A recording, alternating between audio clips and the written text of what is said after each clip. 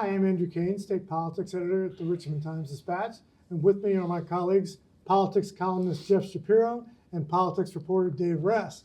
And we're here to talk about the results in Virginia's Super Tuesday primary, in which former President Donald Trump had a big win, as did President Joe Biden. Fellas, let's talk a little bit about what surprised you, if anything, about the outcome. Jeff, why don't you start? No surprise in terms of the winners, but perhaps a question: what if they gave a primary and nobody came? I mean, the turnouts were just abominably low compared to what we've seen in earlier primaries. I was looking at some of the early results. Buchanan County and Coalfields, which had delivered for Donald Trump his biggest percentage in the 2016 Super Tuesday, actually 2016 primary up until that point, something like 69%, voted 95% for Trump last night, or excuse me, tonight, pardon me. But only 1,500 people bothered to vote. Yeah, Dave, we've got sort of a two-story outcome here. One is that Trump won substantially, but there's a significant drop-off in turnout from 2016. There's a big drop-off in turnout from 2016.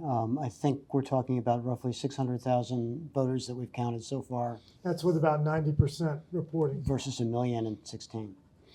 It's even more dramatic on the Democratic side, which then raises the question of, is Biden sort of kind of losing it in there? And that's really hard to tell.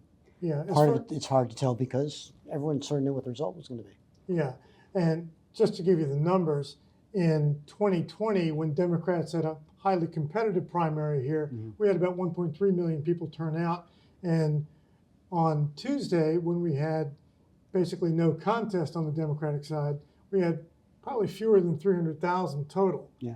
So, one has to wonder what this means, of course, for the general election in a blue trending state like Virginia, which has been solidly Democratic at the presidential level since 2008. I'd suggest that Tim Kaine, who's up for a third term to the U.S. Senate, seems to be in pretty good shape.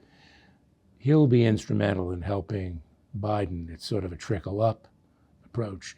And Virginia's not the only state in which the Biden campaign could get a boost from a strong Senate candidate.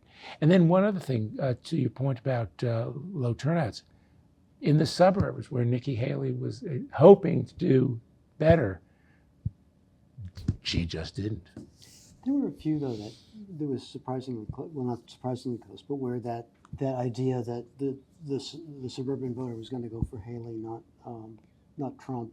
James City County, Loudoun were very close. Arlington, she won. Henrico, she was behind. Chesterfield, she was way behind. That was, to me, that was the surprise, is that Chesterfield, Chesapeake, Prince William, which we've come to sort of think of as the bellwethers, were really pretty close to the state split, Trump v. Haley. And so that was, to me, that was kind of what was unusual.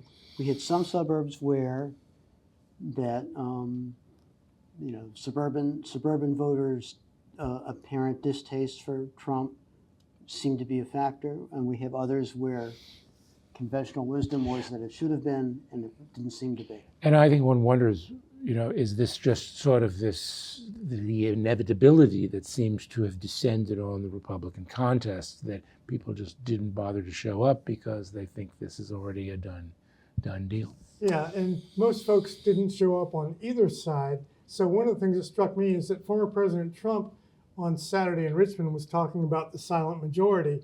Well, in November, we're going to find out who the silent majority really is.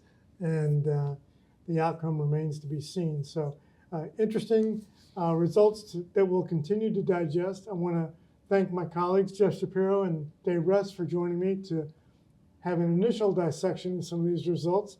And we invite all of you to continue following our coverage on richmond.com and in the Richmond Times-Dispatch.